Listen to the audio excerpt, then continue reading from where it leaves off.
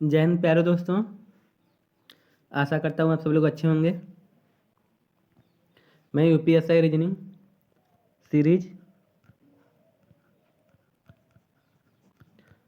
4 ये previous reasoning series चल रही है, प्रीवियस ईयर रीजनिंग सीरीज, जिसका मैंने 3 पार्ट लेकर आया हूँ और चौथा पार्ट आज का है। मतलब 12 नवंबर यूपीएसआई 2021 का पेपर था। इवनिंग शिफ्ट का आज लास्ट पार्ट है। ठीक है, अगर सेशन अच्छा लगे तो लाइक, सब्सक्राइब एंड शेयर करना ना भूलें। आप लोगों को ये वाली सीरीज यूपीपी, एसएससी जीडी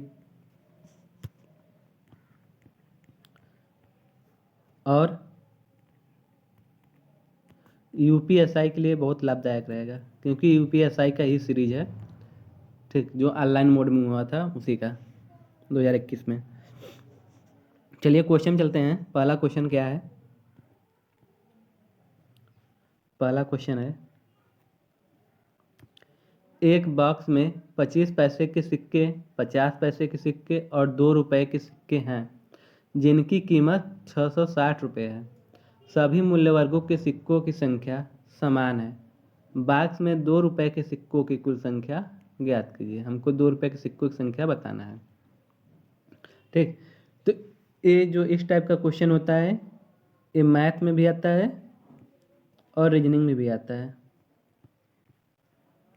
ठीक है,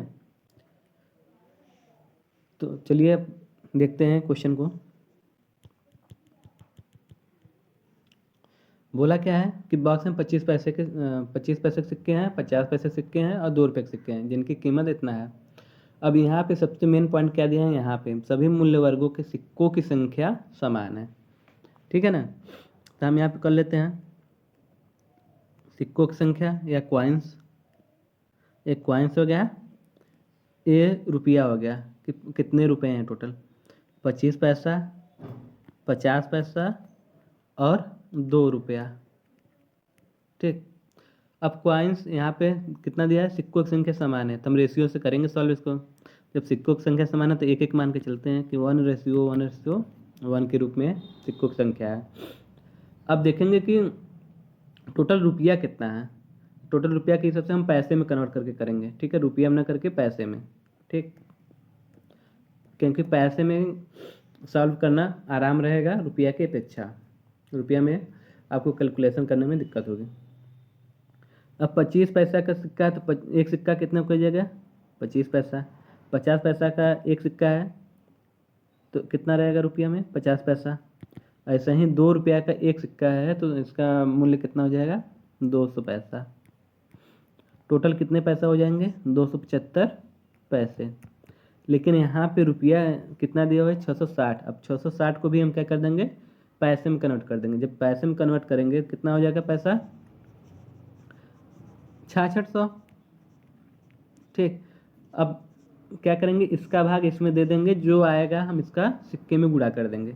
जब 6600 में हम 275 का भाग देंगे और 2 रुपये के सिक्कों की संख्या हमको ज्ञात करनी है, और सिक्कों की संख्या कितना है? 2 रुपये का एक है, तो एक का गुणा कर देंगे। ठीक, अब 275 का 6600 में भाग देंगे, कितनी बार में कटेगा? 240 बार में। हम क्या करेंगे? एक का गुणा 240 कर देंगे, आया कितना? 240। यहीं क्या होगा? 240 रुपया 2 रुपये के सिक्कों की संख्या, 240 सिक्के, 2 रुपये के सिक्कों की संख्या, क्योंकि मैंने एक का गुणा किया है तो सिक्का ज्ञात करने के लिए। ठीक, तो 240 सिक्के, तो इसका राइट आंसर क्या हो जाएगा? ऑप्शन एकदम करेक्ट हो जाएगा। मैंने क्या किया? सबसे पहले जो 25 यहाँ पे दिया था सभी मूल्य वर्गों के सिक्कों की संख्या समान है, तो मैंने समान संख्या ले लिया। ठीक, अब 25 पैसे के हिसाब से एक सिक्का है तो 25 पैसा होगा। 50 पैसे का एक सिक्का मतलब 50 पैसा। 2 रुपये का एक सिक्का है तो 200 पैसा होगा। हम टोटल पैसा में कन्वर्ट कर लिया और रुपया को भी पैसा में कन्वर्ट करके हम क्या कर दिए? यहाँ पे एक्चुअल वैल्यू ए ना होकर यहाँ ए रहना चाहिए, तो यही देखेंगे कि ये कितना गुना है? 240 गुना है। इसी प्रकार ये भी कितना हो जाएगा? 240 गुना। ठीक, ऐसे भी कर सकते हैं चाहे ऐसे कर सकते हैं। तो पहले का आंसर क्या हो गया? 240। आशा करता हूँ आप लोग को बहुत अच्छे समझ में आया होगा। अगर ना समझ में आया हो तो आप कमेंट कर सकते हैं मेरे कमेंट में। चलिए अगले क्वेश्चन चलते हैं। क्वेश्चन नंबर 2 क्या कह रहा है कि दी गई श्रृंखला में असंगत छवि ज्ञात कीजिए। यहाँ पे 4 ऑप्शन दिए गए हैं, चारों में से हमको बताना है कौन सा एक इन 3 में से भिन्न है। ठीक है, यहाँ पे बी दिया है, आर दिया है, दोनों का वैल्यू 22 दिया है, यू दिया है, ए दिया 2 का वैल्यू 24 दिया है, ई और वाई दिया है, इसका वैल्यू 32 दिया है, जी और सी दिया है, इसका वैल्यू 10 दिया है। तो इसमें से हमको बताना है कौन सा असंगत है। ठीक है, तो अब हम क्या करेंगे, प्लेस वैल्यू, मैक्सिमम केस में जो अल्फ़ाबेट होते हैं उनका प्लेस वैल्यू से ज्ञात करना चाहिए क्वेश्चन को। ठीक, तो क्या हो जाएगा अब, बी आर का, बी का कितना होता है 2, आर का 18, 18 दो 20, 20 दो 22, मतलब प्लस 2 बी हुआ है। ठीक, इसमें 21 और 1, 21 एक 22, 22 दो 24, 5 और यहाँ 25, 25 5 30, 30 हुआ, प्लस 2 हो गया। इसमें 7 3 10, और यहाँ पे प्लस 2 नहीं हुआ है, यहाँ पे कोई भी प्लस 2 नहीं हुआ है। तो इसका मतलब ये तीनों एक समान है, प्लस 2 प्लस 2 प्लस 2। और चौथा वाला क्या है, अलग है, असंगत है, इसलिए इसका राइट आंसर क्या हो जाएगा, 4 हो जाएगा, बी का 4 करेक्ट हो जाएगा। ठीक, अगले क्वेश्चन चलते हैं। क्वेश्चन नंबर 3, मान ले कि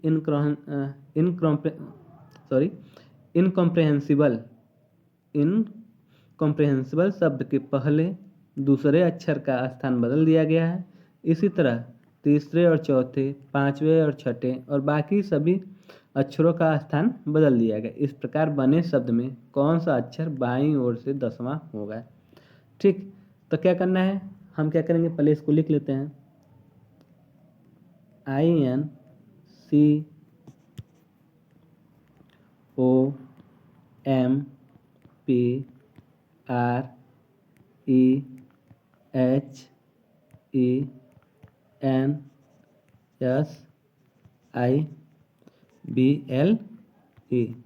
ठीक, अब क्या करना है, इसका बदलना है कि पहले का दूसरे से और तीसरे का चौथे से। तो हम यहाँ पे नंबरिंग करते हैं, 1 2 3 4 5 6 7 8 9 10 11 12 13 14 15 16।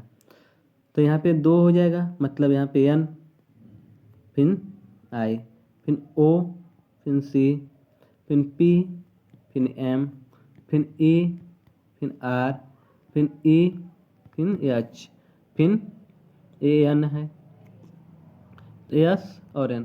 हमको कहाँ तक का है, 10 ही तक, बाईं ओर से 10 तक। इसके आगे हम लिखें या ना लिखें उससे कोई डिफरेंस नहीं, हमको 10 तक रहना चाहिए। अब देखेंगे बाईं ओर इधर होता है, बाईं ओर से 10वें स्थान पर कौन सा गिनेंगे, 1 2 3 4 5 6 7 8 9 10, 10वें स्थान पे कौन सा है, H।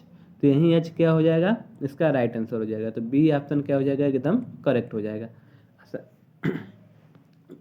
बहुत आसानी से आप लोग को समझ में आ गया होगा। चलिए अगले क्वेश्चन चलते हैं।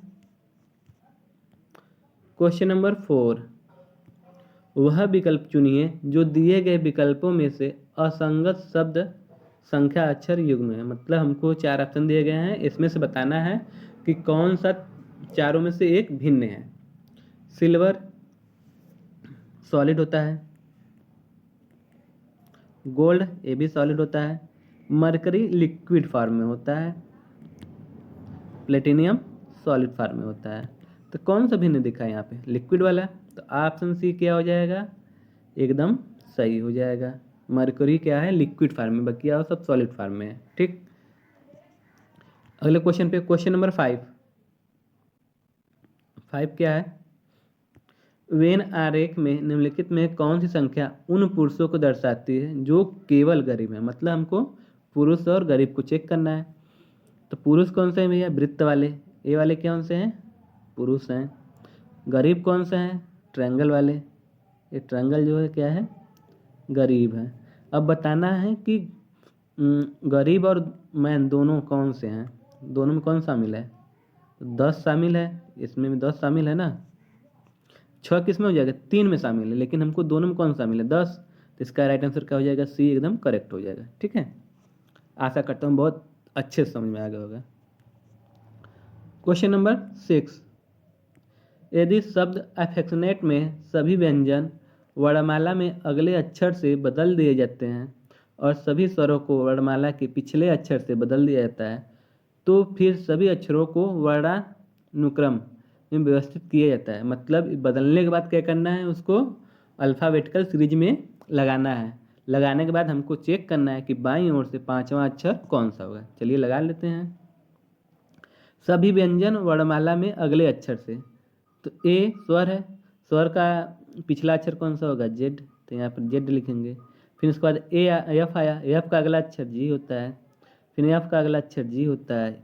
ई का पिछला अक्षर डी होता है। सी का अगला अक्षर डी होता है। टी का अगला अक्षर यू होता है। आई का पिछला अक्षर, क्योंकि आई क्या है, स्वर है, वावेल है ना, तो इसके वजह से हम क्या लिखेंगे, आई का एच, ओ का, ओ भी क्या है, वावेल है, तो ओ का एन, और एन का ओ, ए का जेड, टी का यू, ई का डी। अब इसी को हमको क्या करना है, अल्फ़ाबेटिकल सीरीज में व्यवस्थित करना है। तो अल्फ़ाबेटिकल सीरीज में मतलब पहले ABCD से स्टार्ट होगा। इसमें ए नहीं है, बी नहीं है, डी है, 2 डी है, तो 2 डी लिख देंगे। डी के बाद क्या आता है, जी आता है, 3 डी है इसमें, एक यहाँ डी है, 2 जी है। ठीक, कलर चेंज कर लेते हैं।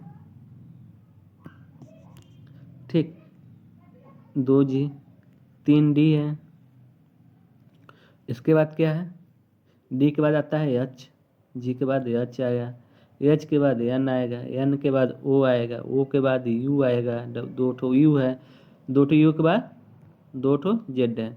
लेकिन हमको क्या पूछा है, बाईं ओर से 5वां। अब बाईं ओर से 5वां कौन सा है, तो 1 2 3 4 5, 5वां कौन सा है, जी। तो इसका राइट आंसर क्या हो जाएगा, ऑप्शन सी करेक्ट हो जाएगा। जी एकदम सही आंसर है इसका, 6 का जी। ठीक, चलिए अगले क्वेश्चन चलते हैं। क्वेश्चन नंबर 7, अंग्रेजी वर्णमाला श्रृंखला में निम्नलिखित में से कौन सा अक्षर एच से उतना ही दूर है जितना यू एन से दूर है। तो एन का प्लेस वैल्यू कितना होता है, 14। यू का प्लेस वैल्यू कितना होता है, 21। कितना ऐड हुआ है, 7 का एडिक्शन है। इसी प्रकार एच का प्लेस वैल्यू कितना होता है, 8। 8 में हम 7 जोड़ेंगे, कितना होगा, 15। 15 किसका स्थान पे आता है, ओ का स्थान क्या है, 15 है। तो इसका राइट आंसर क्या हो जाएगा, ऑप्शन बी एकदम करेक्ट हो जाएगा। ठीक, चलिए अगले क्वेश्चन पे। क्वेश्चन नंबर 8, श्रेणी में लुप्त पद ज्ञात कीजिए। अब क्या हो रहा है यहाँ पे डिक्रीज में दिख रहा है हमको, श्रेणी जो श्रेणी बनी हुई है क्या है, डिक्रीज आइटम में दिख रही है। तो यहाँ पे हम क्या करेंगे, माइनस करते हुए चले जाएंगे। ठीक, 235 में से 190 घटाए तो कितना आएगा, 45। इधर कर लेते हैं बनाकर, 235, 190, 155, खाली स्थान 115 और 110। इनके बीच का गैप कितना है, 45 है। इनके बीच का गैप कितना है, 190 से 155 घटाएंगे तो कितना हो जाएगा, 35। हमको इनके बीच का गैप और इनके बीच का गैप पता करना है। इनका बीच का गैप कितना है, 5। ठीक, इनके बीच का गैप कितना है, 10। तो इनके बीच 10 होगा, तो 15 में से 35 में से 10 जाएगा तो कितना बचेगा, 25। और यहाँ पे कितना बचेगा, 25 में से 10 जाएगा तो 15। एक सीरीज फॉलो हो रही है ना, 10, यहाँ पे भी 10, यहाँ पे भी 10 और यहाँ पे भी 10। अब क्या करेंगे, जब 155 में से 25 घटाएंगे तो कितना आएगा, यहाँ पे 130। अब चेक करने के लिए हम क्या करेंगे, इसमें से 15 घटाएंगे। 130 में से 15 घटाएंगे तो कितना आया, 115। इसका मतलब 130 क्या है, एकदम करेक्ट है। तो यहाँ ऑप्शन बी 8 का क्या हो जाएगा, 130 राइट आंसर हो जाएगा। चलिए नेक्स्ट क्वेश्चन में चलते हैं। क्वेश्चन नंबर 9, एक महिला की ओर संकेत करते हुए एक आदमी ने कहा, वह मेरे नाना की इकलौती पुत्री है। उस आदमी का उस महिला से क्या संबंध है, हमको ये बताना है। तो आदमी ने कहा, तो हम क्या करेंगे, आदमी यहाँ पे लिख लेंगे। ठीक, आदमी ने कहा वह मेरे नाना है, तो इनके नाना का मतलब यहाँ पे एक खाली स्थान हो जाएगा। नाना यहाँ पे आएंगे ना, तीसरी पीढ़ी में नाना आ गए। ठीक, आदमी के नाना का इकलौती पुत्री, तो इकलौती पुत्री यहाँ पे नाना की इकलौती पुत्री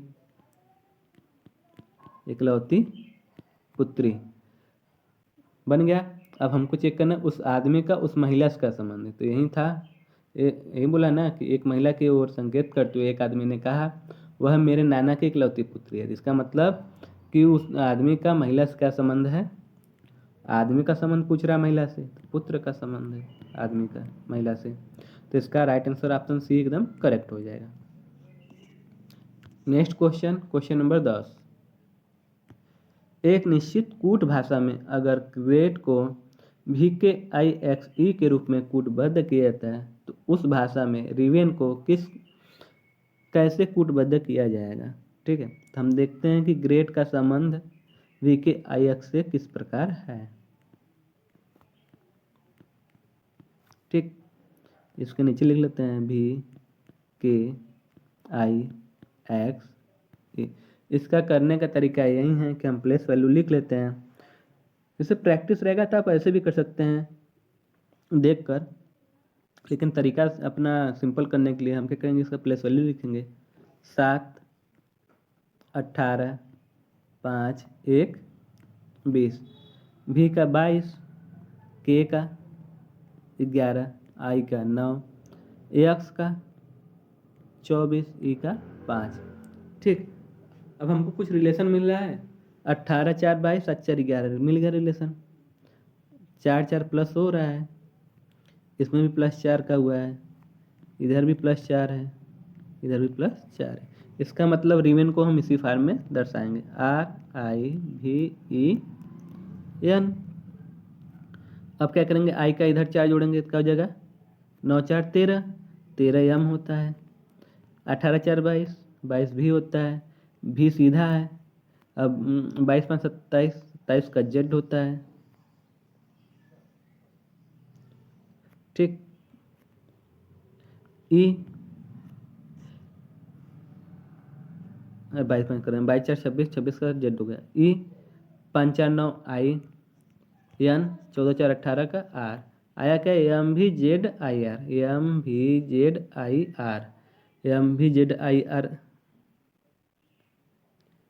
MVZIR। यहाँ पे ऑप्शन मिस्टेक है, MVZIR रहेगा। ठीक है ना, ऑप्शन सी इसका MVZIR रहेगा, थोड़ा सा टाइपिंग मिस्टेक है। ठीक, 10 का राइट आंसर MVZIR, मतलब ऑप्शन सी करेक्ट है। क्वेश्चन नंबर 11, श्रेणी में अगली संख्या क्या है, हमको ये ज्ञात करना है। अब यहाँ पे कौन सी श्रेणी दिख रही है, हमको एकाएक वृद्धि हो रही है, तो इसमें क्या हो गया, मल्टीप्लाई है। 7, 6, 13, 38, 153, इसके बाद हमको ज्ञात करना है। तो 7 में हम क्या करेंगे, 1 का गुणा कर दिए, 7 कम 7, 7 में से घटाएंगे 6 आएगा। अब देखते हैं इसी प्रकार ये भी फॉलो करता है। 6 में 2 का गुणा किए +1, 6 दिन 12, 13, फिर यहाँ पे 13 3 39, 39 में घटाएंगे 38। क्या हो रहा है, एक सीरीज पैटर्न फॉलो दिख रहा है हमको, मतलब 1 का गुणा, फिर 2 का गुणा, फिर 3 का गुणा, और -1 +1 -1 +1 का सीरीज चल रहा है। अब 3 के बाद हम किसका गुणा करेंगे, 4 का। अब माइनस के बाद क्या आएगा, प्लस लगा देंगे। फिर 153 में किसका गुणा करेंगे, 5 का, और फिर इसके बाद प्लस है तो -1 कर देंगे।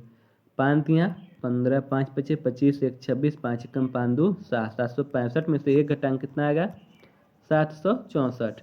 तो यही क्या हो जाएगा, मेरा राइट आंसर हो जाएगा 764, ऑप्शन नंबर सी एकदम करेक्ट। ठीक, 764 इसका राइट आंसर है। अब क्वेश्चन नंबर 12 क्या कह रहा है, दो व्यक्ति ए बी एक ही बिंदु पर खड़े हैं। ठीक है ना, ये मान लीजिए क्या है, एक बिंदु है जिस पर ए और बी खड़े हुए हैं। ए 5 किलोमीटर पूर्व की ओर चलता है, तो पूर्व इधर होता है, तो 5 किलोमीटर पूर्व चल दिया, 5 किलोमीटर पूर्व चलता है और दाएं मुड़ता है, 3 किलोमीटर चलता है, तो नीचे दाएं मुड़ेगा, 3 किलोमीटर चला, और बाएं मुड़ता है फिर 3 किलोमीटर चलता है, तो बाएं इधर साइड में जाएगा, फिर 3 किलोमीटर चला, 3 अब इसका ये कर रहा है बी पश्चिम की ओर 5 किलोमीटर, तो बी पश्चिम की ओर 5 किलोमीटर चला,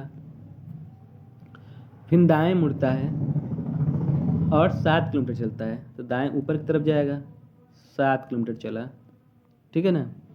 फिर दाएं मुड़ता है, फिर 13 किलोमीटर चलता है, 13 किलोमीटर चला, क्योंकि यहाँ से यहाँ तक कितना है, 5 5 10, 10 के बाद 3 इधर जाएगा, 13, इसको हम क्या करेंगे, मिला देंगे। यही पूछा ए से बी की कितनी दूरी है, ए बी है, यहाँ पे ए है, ए इनके बीच की दूरी पूछ रहा है, ठीक। 7 यहाँ, तो 7 भी यह भी होगा, क्योंकि इसी के रेखा के अनुसार चल रहा है। अब ये 3 है, तो यहाँ भी 3, 7 3 10, कितना, 10 किलोमीटर, तो इसका right answer option A correct हो जाएगा, 10 किलोमीटर, ठीक। ए और बी की कितनी बीच की दूरी कितनी है, 10 किलोमीटर। क्वेश्चन नंबर 13 क्या है, एक महिला की ओर इशारा करते हुए एक लड़के ने कहा, वह मेरे पिता की इकलौती पुत्रवधू है। महिला का लड़के से क्या संबंध है, हमको ये बताना है। तो महिला के इशारा करते हुए लड़के ने कहा, तो लड़का भैया नीचे हो जाएगा, लड़का ने कहा वह मेरे पिता, तो इनकर पिता यहाँ पे अइहन, और पिता का पिता इनके ऊपर जइहन।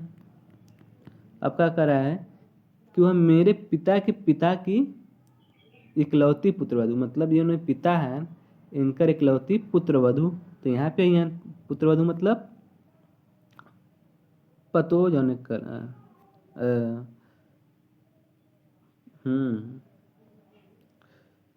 ठीक, मतलब बेटवा की पत्नी जिसको कहते हैं, तो ये पुत्रवधू हो जाएंगे, बेटी की पत्नी। तो पिता का बेटा ये हुई हैं, इनकर पत्नी पुत्रवधू हुई हैं, संबंध बन गया। अब पूछ रहा है महिला का लड़के से क्या संबंध है, तो महिला, जो महिला है पुत्रवधू, ठीक, लड़के से क्या संबंध है, माता का, काहे से लड़का का पिता कौन है, यहाँ पे है, तब अब पिता की पत्नी लड़का का माता होंगे, तो क्या संबंध है, माता का संबंध, तो इसका राइट आंसर क्या हो जाएगा, ऑप्शन बी एकदम करेक्ट हो जाएगा, माता। क्वेश्चन नंबर 14 चलते हैं। ए पंक्ति के आरंभ से 15वें स्थान पर खड़ा है, पंक्ति के आरंभ से, ऐसी पंक्ति आरंभ हुई, यहाँ पे मान लो 15वां स्थान ए का है, ठीक। अब आगे क्या कर रहे हैं, ए और बी के बीच 3 व्यक्ति हैं, ए और बी के बीच 3 व्यक्ति हैं, बी ए के बाद खड़ा है, बी ए के बाद खड़ा है, सही है। यदि पंक्ति से प्रथम 13 व्यक्तियों को काट लिया जाए, हटा दिया जाए, मतलब 13 हट गए तो बचे कितने, 2, तो पंक्ति के आरंभ से बी का स्थान क्या होगा, अब यहाँ से 2, फिर 3 2 5, एक बी के स्थान पे 6वें स्थान पर, तो राइट आंसर क्या हो जाएगा, बी का, ऑप्शन बी करेक्ट हो जाएगा, 6, बी का क्या स्थान होगा, 6।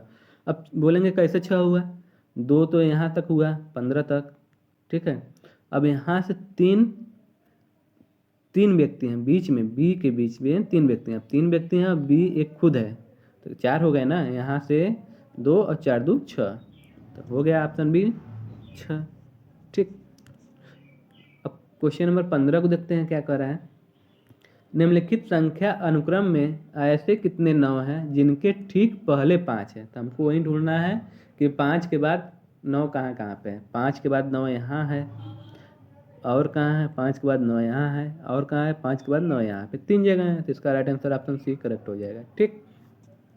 वो आप पे डिपेंड करता है कि कैसे क्वेश्चन को सोच रहे हैं, जैसे हम ऐसे भी कर सकते हैं कि ठीक पहले 9 के 5 कहाँ है, ठीक 9 के पहले 5 यहाँ है, ठीक 9 के पहले 5 यहाँ है, ठीक 9 के पहले 5 यहाँ है, ठीक। अब क्वेश्चन नंबर 16 को देखते हैं। 16 क्या कर रहा है, प्रश्न चिन्ह को उस विकल्प से प्रतिस्थापित कीजिए जो प्रथम युग्म में लागू तर्क का अनुसरण करता है, ठीक है। तो अब हमको यहाँ पे ये बताना है कि हॉर्स किस प्रकार से रिलेटेड है कोल्ड से, तो हार्ट का संबंध कोल्ड से है, तो उसी प्रकार बटरफ्लाई का किससे रिलेटेड होना चाहिए? ऑप्शन दिएगा 4 ऑप्शन, 4 ऑप्शन में से हमको राइट ऑप्शन चूज करना है। फान, लार्वा, किटन, पपी। तो लार्वा बटरफ्लाई का संबंध किससे हो जाएगा? लार्वा से। ऑप्शन बी क्या हो जाएगा? एकदम करेक्ट। ठीक, हॉर्स का बच्चा कॉल्ड होता है तो बटरफ्लाई का बच्चा लार्वा होता है। सिंपल सी यही बात है। अब अगले क्वेश्चन चलते हैं। क्वेश्चन नंबर 17, निम्नलिखित 5 में से 4 एक निश्चित रूप से समान है, अतः एक समूह बनाते हैं, इनमें कौन सा उस समूह से नहीं है, हमको वो बताना है। ए, ओ, यू, आई, ये चारों क्या है? वावेल है। जे क्या है? कॉन्सोनेंट है। तो इसका right answer option B correct हो जाएगा, जे। ठीक, आशा करता हूँ बहुत अच्छे से समझ में आ रहा होगा। अब चलते हैं अगले क्वेश्चन पे। क्वेश्चन नंबर 18, क्वेश्चन नंबर 18 क्या है? पासा है। पासा का मैंने बताया था, 2 तरीके से बताया था। एक क्या है? क्लॉकवाइज चेक करना, दूसरा क्या है कि हमको ये देखना है कि इनमें से कौन कौन मैच। पहली बात तो देखना है कि क्या पूछा है। संख्या 5 के विपरीत, तो हम 5 वाला सेलेक्ट करेंगे। इसमें भी 5 है, इसमें भी 5 है, ठीक, इसमें नहीं है। लेकिन और इसके आधार पर 5 का हमको सिलेक्ट नहीं करना है, हमको सिलेक्ट करना है 5 पूछा है तो 5 एक लेंगे, और इसमें से देखेंगे चारों में से कौन सा मैच कर रहा है। 1/1 4 यहाँ पे भी है, 1 4 यहाँ पे भी, तो इन दोनों से हम क्या करेंगे? सॉल्व करना सीखेंगे। ठीक है, तो यहाँ पे जब ये दोनों बराबर हैं तो जो बचा हुआ है वही 5 का विपरीत होगा, तो 5 का विपरीत 3 हो जाएगा। तो इसका राइट आंसर ऑप्शन डी का 3, यही 18 का आंसर हो जाएगा। ठीक है, अब क्लॉकवाइज करेंगे, तो क्लॉकवाइज करने के लिए हम क्या करेंगे? 4 से घूमना स्टार्ट करेंगे। 4 5 1, फिर इसको लेंगे 4 3 1, तो 5 के विपरीत 3 आया, तो ऐसे भी कर सकते हैं। ठीक, क्वेश्चन नंबर 19, क्वेश्चन नंबर 19, दी गई आकृति में कितने वर्ग हैं, हमको ये बताना है। ठीक है ना, अब देखते हैं। अब पहले गिन लेते हैं, 1 2 3 4 5 6, 6 वर्ग तो ये वाला है, एक सिंगल खाना वाला। अब चच्चर खाना वाला गिन लेते हैं, इसमें 5 होगा, इसमें भी 5 होगा, तो 5 5 10, और ये लंबा वाले में तो बनेगा नहीं कोई वर्ग, इसमें वर्ग बन जाएगा, एक वर्ग यहाँ पे और बनेगा। ठीक, प्लस 1, 10 6 16 1 17। ठीक, तो इसका राइट आंसर ऑप्शन बी एकदम करेक्ट हो जाएगा, 17 वर्ग हैं। इस आकृति में कितने वर्ग हैं? 17 वर्ग हैं। अगले क्वेश्चन चलते हैं। क्वेश्चन नंबर 20 है और लास्ट क्वेश्चन है, 20 है और लास्ट क्वेश्चन है। ठीक, तो यहाँ पे दिया है, जानकारी को ध्यान से पढ़िए और निम्नलिखित प्रश्न का उत्तर दिए। तो यहाँ पे दिया ए प्लस बी का अर्थ है ए बी का भाई है, और ए माइनस बी का अर्थ है बी की बहन ए है। ए स्टार बी का अर्थ है कि ए बी की माँ है। ए ऑब्लिक बी का अर्थ है ए बी का पिता है। अब इसी के आधार पर जो ये यहाँ पे स्टेटमेंट दिया है, इसके आधार पर हमको इसमें रख कर वही चीज़ सॉल्व करना है और बताना है कि इन चारों ऑप्शन में से कौन सा ऑप्शन करेक्ट है। पी क्यू, अब यहाँ पे स्टार दिया है, तो अब यहाँ पे हम देखेंगे, मतलब क्यू की माँ क्या हो जाएगी? यहाँ पे पी, इधर से चल रहा है क्यू की माँ पी, फिर ऐसे पीछे की तरफ से चल रहा है, तो क्यू की माँ पी माँ। अब कह रहा है आर और क्यू का संबंध स्टार वाले में फिर यही चीज़ है, तो आर की माँ कौन हो जाएगा? क्यू, आर की माँ क्यू हो गया। फिर आर माइनस यस, तो यस का बहन कौन है? आर, तो यस की बहन आर है। ठीक, अब यहाँ से हम पूछा है कि पी का यस से क्या संबंध है? पी का जो ये पी है उसका संबंध हमको बताना है। ठीक, तो यहाँ पे एक तीसरा चरण में है। ठीक, अब ए माता है और ये माता का माता है, तो हमारी क्या लगेंगी? नानी लगेंगी। तो क्या यस से किसका पी का संबंध क्या है? नानी। तो ऑप्शन ए क्या हो जाएगा? राइट आंसर, नानी, मैटरनल ग्रैंड मदर। आशा करता हूँ आप सब लोग को अच्छे से बहुत समझ में आया होगा। अगर जिस भी क्वेश्चन में आप लोग को प्रॉब्लम हो आप कमेंट कर सकते हैं। अगर सेशन अच्छा लगा हो लाइक सब्सक्राइब एंड शेयर करना ना भूलें। और ज़्यादा से ज़्यादा आप लोग शेयर नहीं कर रहे हैं, वीडियो को वॉच नहीं कर रहे हैं, करिए, थोड़ा सा मनोबल बढ़ेगा। Thank you for watching this session.